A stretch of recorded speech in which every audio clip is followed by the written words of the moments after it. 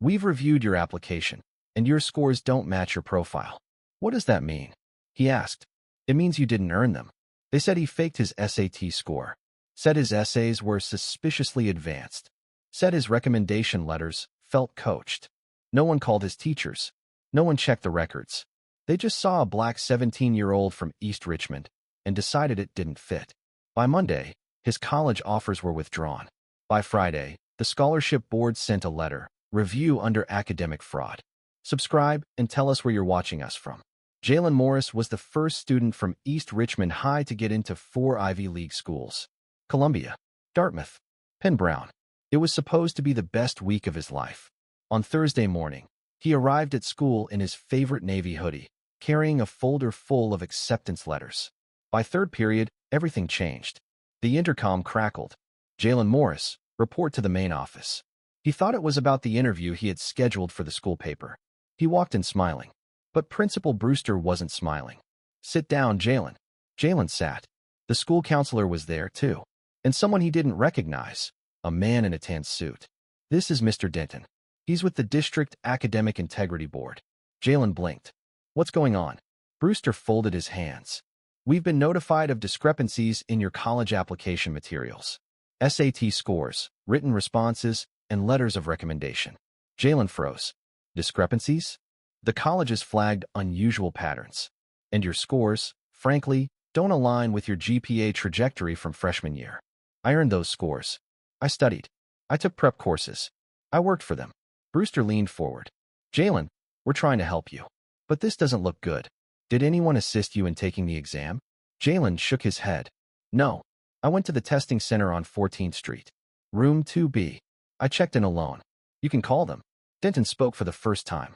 The testing authority said they'll investigate. Until then, your offers are on hold.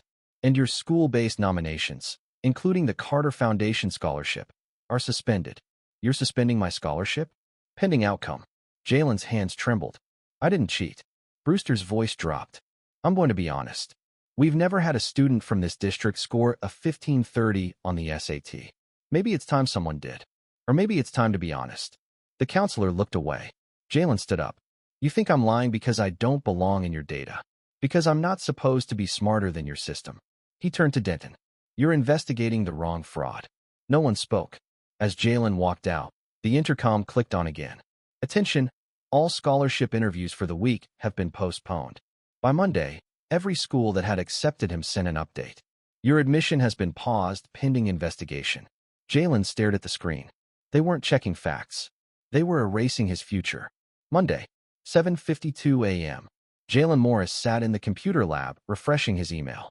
One message after another, all starting the same way. We regret to inform you. Columbia, Penn, Brown, all rescinding their offers, pending concerns raised by the Academic Integrity Board.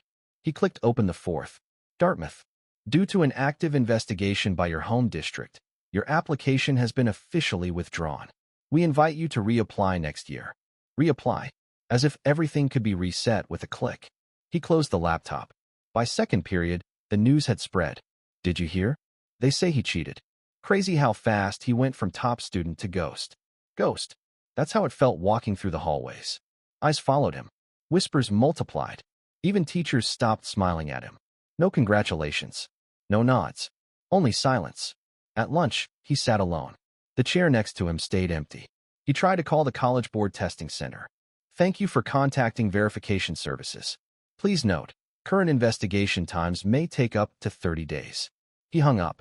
That afternoon, the school counselor called him in. She didn't look up from her desk. Jalen, I just wanted to say, I know this is hard, but it might be smart to start exploring backup options. I had options. I mean local options. Maybe community college. Or deferring. I didn't cheat. She paused. I know, but people are scared of anomalies. Anomalies? She didn't answer. Principal Brewster passed him in the hallway at 3:04 p.m. Didn't speak. Didn't nod. Just moved on like he was part of the wallpaper. By the end of the week, even his math teacher, the one who called him a quiet genius last semester, stopped letting him tutor other students.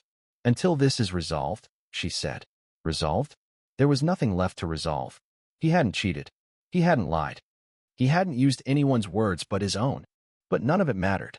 Because the system wasn't built to correct mistakes, it was built to confirm them. That Friday night, Jalen stared at the wall above his bed. Pinned there were all 4 acceptance letters. And below them, 1 new paper. Academic fraud investigation, pending review. Status, unverified. 3 words that erased everything. Tuesday, 6 p.m. The school library had been cleared for the academic board hearing. A table with 5 administrators. No microphones. No cameras. Just paper, pens, and polite smiles. Jalen sat across from them. Alone. Principal Brewster opened the session. Jalen, thank you for coming. We're here to discuss the allegations tied to your recent college applications and testing materials. Jalen nodded. I didn't cheat. I'd like to start there. The woman to Brewster's left, Dr. Everson, District Curriculum Advisor, leaned forward. The SAT score in question is 1530. That's a 99th percentile score. We're not implying guilt, but it's statistically inconsistent with prior patterns. I improved. I studied every weekend for months. I used Khan Academy. Took 6 full-length practice tests. Who supervised those sessions? No one. I taught myself. A man with a tablet typed rapidly. Another board member, Mr. Calder, the assistant superintendent, cleared his throat. Your essay was flagged by 2 review systems for phrasing similarities to published academic papers. I wrote that essay in my room. My mom helped me edit for grammar. That's it. It included references to judicial precedent and constitutional interpretation. Did you write those yourself? Yes. Silence. Everson asked. Jalen, we've had many brilliant students, but no one's made a leap like this. You must understand why people are skeptical. Because of my scores? Because of the size of the leap? Jalen leaned forward. Or because I'm not supposed to leap at all? Brewster shifted uncomfortably. This isn't about race. Then why is no one else being investigated? They didn't answer. Jalen pulled out a printed sheet. Here are 5 students who submitted Ivy League applications this year. All used the same counselor. All had composite SAT jumps over 200 points. All accepted. None flagged. He placed the paper on the table. No one picked it up. We're not here to discuss other students, Brewster said quietly. No. You're here to bury one. Everson sighed. Jalen, this is not a disciplinary hearing. There will be no suspension. But we are recommending that all external nominations be revoked until the college board concludes their process. That could take months. Then we recommend patience. He stood. Patience doesn't restore a name. Or a dream. This meeting is concluded, Brewster said. Jalen walked out, heart pounding. He passed 2 teachers in the hallway. One glanced at him, then looked away. At home, he updated his file. May 12th. Internal review concluded. Recommendation, academic freeze. No violation proven. No apology offered. Still guilty, but never charged. Wednesday, 9:14 a.m. Jalen sat in the back corner of the public library. A borrowed Chromebook, a USB with every document, and a spreadsheet of who to contact. He wrote 12 emails that day. To the College Board Appeals Department, to each admissions office, to the Carter Foundation, to the NAACP Regional Chapter, to 3 state representatives, and to the U.S. Department of Education. Each message was calm, detailed, attached, scanned score reports, timestamps, essay drafts, and character references. His subject line was always the same. Formal objection to academic integrity allegation, no violation proven. By 6:40 p.m., only 2 replies had come in, both automated. Thank you for your message. Due to volume, responses may take up to 45 business days. This inbox does not receive external correspondence. Please refer to our help portal. He kept going. That week, he walked to the testing center on 14th Street, room 2B. He asked for a supervisor. Explained the situation. The woman behind the counter shook her head. We can't provide any information while a review is in process. That's protocol. Can you confirm I was here? Not without legal request. He handed her a copy of his ID. I'll wait. She looked around, then quietly slid a sticky note toward him. You were checked in at 7:47 a.m. Seat 6C. He left with shaking hands. Back home, he printed it, scanned it, added it to a new folder, unverified proof. The next day, his mom sat at the kitchen table with him. This is killing you, baby. They won't listen. Then I'll make them. How? I don't know.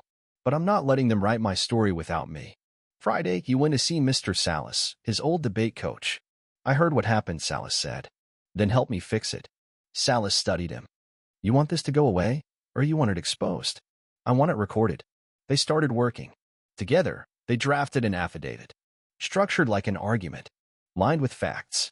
Cross-checked with receipts, emails, and test data. Salas suggested one more thing. Post it. Where? Everywhere. Jalen uploaded the file to a public folder. Created a new Gmail, Truth by Jalen. Sent the link to 41 inboxes. No comments. Just the title. A 17-year-old's response to an invisible jury. Then he closed the laptop and waited. Sunday, 2:42 p.m. Jalen checked the email out of habit. Most messages were the same, ignored, bounced, automated. But one stood out. Subject, a 17-year-old's response to an invisible jury. From k.simons@admissions.penn.edu. He opened it. Mr. Morris, I cannot speak on behalf of the full committee, but I read your file. I also read your response. I believe you. I'm not authorized to reopen your case, but I encourage you to submit an official appeal, in writing, addressed to Dean Carr. K. Simons. Jalen stared at the screen. She believed him. He printed the email, added it to the binder marked external, and wrote a new letter that night. 4 pages. Tone, controlled. Title, Formal Appeal for Independent Review of Application Revocation. He sent it Monday morning. By Thursday, no reply. But something else happened. His inbox showed new traffic, not from officials, but strangers. One message said, Your post reached my daughter's school. She cried reading it. Another. I teach 11th grade English in Newark. Just assigned your response to my class. The folder link had been shared over 2,000 times. Still no statement from the school. Still no reinstated offer. But someone was watching. That Friday, Mr. Salas called him into the office. Sit. He pushed forward a manila envelope. This arrived for you. Inside was a single sheet of paper. The Carter Foundation Scholarship Committee has reopened your file for independent reassessment. No further action required at this time. Jalen didn't smile. They're afraid of being next, he said quietly. Salas nodded. That's how institutions move, not by justice, but by fear of exposure. Jalen added the letter to the folder. That weekend, he walked into the school library. Same desk. Same chair. Opened a blank document. Title. The Price of Permission: How Systems Decide Who Deserves Success. He began typing. Not for college. Not for a grade. For record. Because if no one else would archive the truth, he would. Tuesday, 11:06 a.m. Jalen's email pinged. Subject, Inquiry, Academic Misconduct Dispute. From marcus.j.day@dllegaladvocates.org. He opened it. Jalen. I came across your open response. I'm a civil rights attorney focused on education discrimination. If you're open to a conversation, I'd like to offer guidance. No cost, no obligation. M. Day. Jalen reread the message 5 times. He replied in one sentence. Yes, please. That evening, they spoke on a video call. Marcus Day, mid-40s, glasses, crisp tone. I've seen cases like yours before, he said. They rarely reach public attention, but they're real. How do they end? Jalen asked. Quietly. Or forgotten. Unless you write your ending. Marcus reviewed the evidence.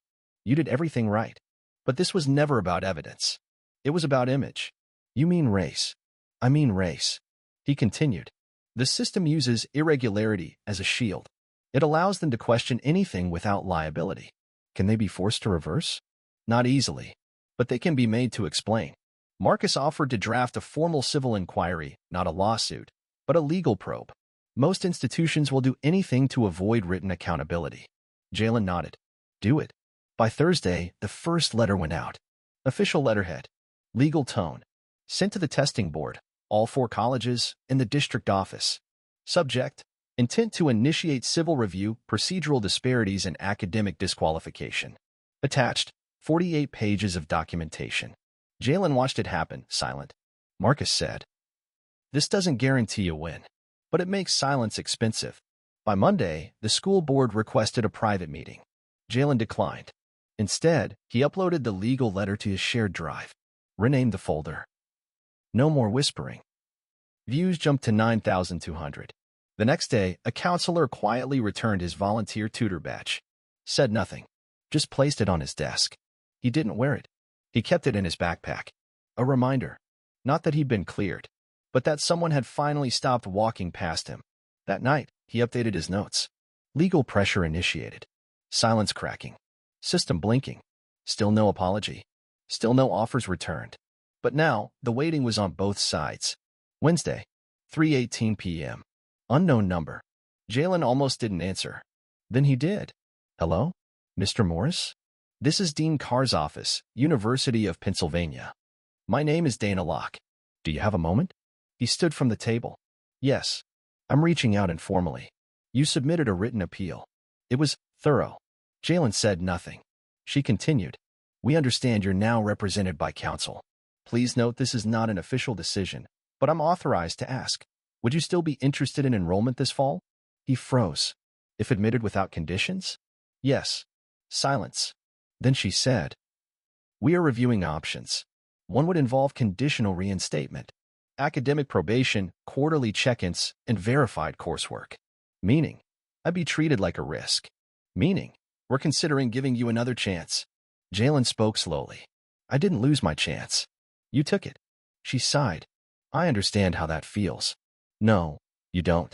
She shifted. Would you be willing to submit updated materials, a new essay, teacher reference, and a signed academic honesty form? Jalen paused. I already sent you everything. We'd prefer to restart the process.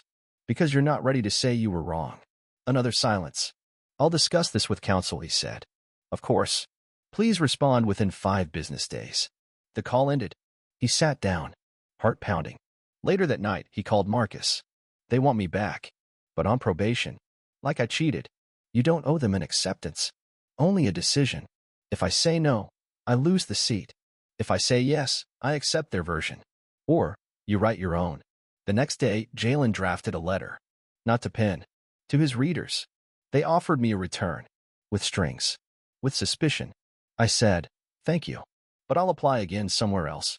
Somewhere that sees me first as a student, not a statistic. He posted it. The views doubled in 1 hour. Comments flooded in. Some called him brave.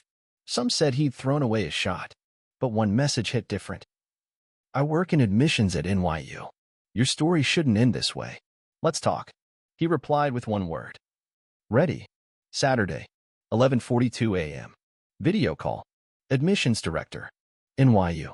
Her name was Evelyn Cross. Late 40s. Calm eyes. Her voice didn't rise. Didn't bend. I've read your entire submission. Not the public one, the full document. You're an exceptional applicant, Mr. Morris. Jalen sat upright. Thank you. I'm not here to question your truth. I'm here to evaluate your readiness. I've been ready. She nodded. This process is off-cycle. Unconventional. But NYU accepts rolling applicants under administrative discretion. That includes exceptional circumstances. She leaned forward. I don't need you to defend your score. I want to know how you process what's happened. Jalen paused, then spoke. I thought everything I built could speak for me. That proof would protect me. It didn't. No, it didn't. But I learned that silence is a tactic, not a neutral state. And I stopped being silent. She said nothing. Then, what will you do if accepted? Show up. And if challenged? Show receipts. She smiled slightly. Send me your final transcript. I'll handle the rest internally. That's it. That's it. The call ended in 17 minutes. No conditions. No accusations. No retesting. Just trust. He uploaded the final documents that afternoon. No edits.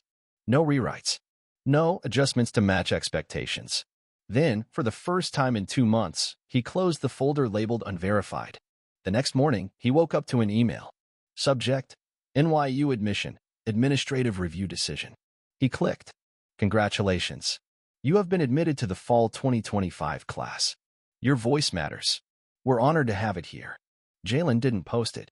He forwarded it to his mom, to Marcus, to Mr. Salas, to Miss Simons from Penn. Then he printed the email, pinned it under the rejection letters. Let it sit there, not as a trophy, but a timestamp. A record. At dinner, his mother hugged him so tightly, his ribs ached. You did it, baby. He nodded, but said nothing. Because there was still one part left to write. Not a revenge piece. Not a victory speech. But a closing argument. Monday, 10:01 a.m. Senior assembly. Gymnasium packed. Jalen stood behind the podium. He didn't ask for the mic. The student council president gave it to him.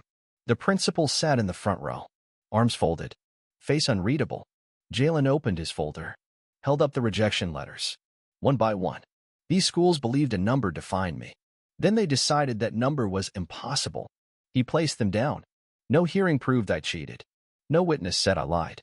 But silence became the verdict. And silence spread. Students watched. No one blinked. I was told to wait for the process. But no process is designed to protect someone it doesn't believe exists. He held up one more letter. The NYU acceptance. This one didn't ask me to explain who I am. They read what I wrote. And they listened. A murmur moved through the crowd. Jalen locked eyes with the principal. To the adults who saw my success as a threat, thank you. You taught me faster than any class how the world works. No applause. Not yet. And to the ones who believed me quietly, behind closed doors, next time, speak louder. He stepped back. Then it happened. One clap. Then two. Then the room filled with noise. Not a standing ovation. A reckoning. That afternoon, he walked past the counselor's office. She looked up. Jalen. He paused. You don't have to say it. I do. I'm sorry. He nodded once. Didn't stop. Later that day, Mr. Salas gave him a folder. Inside, a letter. Nomination for State Student Speaker, Graduation 2025. Jalen smiled. You serious? Salas smirked. Let's finish the story right. That night, Jalen updated his file one last time. Title, Narrative Control, How I Took It Back. He printed it, bound it, left it in the school library. No name on the cover, just a line on the first page. I didn't win because they gave it back. I won because I never let them keep it. June 5th, graduation day. East Richmond High, class of 2025. Jalen sat in the third row. Cap low, gown crisp. No cords, no ribbons. Just silence. He didn't ask to speak. He didn't need to. The principal read names. I's never met his. When Morris, Jalen echoed through the mic, he stood. Walked the stage. Took the diploma. Looked at no one. One teacher clapped. Just one. Mr. Salas. That was enough. After the ceremony, he didn't pose for photos. Didn't stay for cake. He walked home. Alone. Inside his room, the rejection letters were still pinned to the wall. So was the NYU acceptance. And beneath it, a printed copy of his essay. The price of permission. He didn't take them down. He left them. Proof. Not of defeat. Of survival. At 7:12 p.m., a message arrived from Marcus Day. Civil complaint reviewed. Investigation into the district's practices has been opened. You won't be notified of results, but no, they're watching now. Jalen replied. They should have been watching before. He closed his laptop, went to the kitchen, poured 2 glasses of juice. One for him, one for his mom. She held up her cup. To you. No. To truth. Because truth got there, eventually. She raised it higher. Then to the fact you never let it die waiting. They drank in silence. Later, he opened a new notebook. Blank pages. Title, Applications for Fall 2026, Graduate Track, Education Policy. Because surviving the system wasn't enough. He wanted to rewrite it. From inside. And this time, he wouldn't be asking. Share your thoughts in the comments below, and don't forget to like and subscribe for more stories that inspire action and hope.